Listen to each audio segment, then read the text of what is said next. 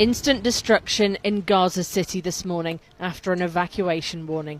No injuries reported this time. But this now the very place which Israel's Security Cabinet has agreed to take control of. The approved plan focuses very specifically here on the largest city in the enclave, home to hundreds of thousands of people. At the moment, daily life in Gaza City continues despite the rubble, despite everything. Some here say they'll refuse to move again, having returned to their homes after being displaced before. They are tired, they are scared, and they are exhausted. Netanyahu's decision to occupy Gaza, there's nothing left to occupy in the first place. At this point, for the people, there's no difference anymore whether he occupies it or not. It's shocking.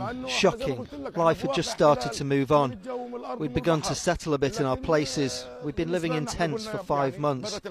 Israel isn't killing Hamas. Israel is killing civilians, children, women. In Israel, there is division right at the top.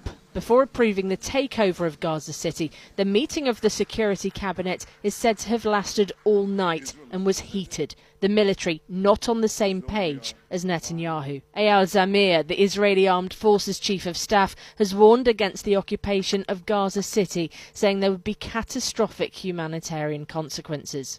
5 points have been approved by the Security Council with a majority vote, including Israeli security control in the Gaza Strip and the establishment of an alternative civil administration that's not Hamas or the Palestinian Authority. We don't want to keep it.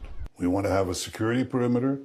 We don't want to govern it. Yesterday, Israel's Prime Minister said in an interview that he wants control to be transferred to Arab forces, but what that would actually look like is difficult to pinpoint. And put on social media today a video from hostages already released, saying the Israeli government's decision endangers those still captive and calling for more protests against it. Support on the streets of Israel already in tatters. In Tel Aviv and Jerusalem, protesters put themselves in chains and blocked the roads. We want him to stop. We want to stop the war. We want to bring the hostages home, and we want to stop the suffering of the Gazan people. All we want is to end the war and peace. The Israeli opposition leader also says that the plans are contrary to Israel's interests, saying there was no consideration for exhausted troops. And internationally, the UK's Prime Minister among those urging Israel to reconsider. In the south of Khan Yunis, there is no end to the grief. Families here say their loved ones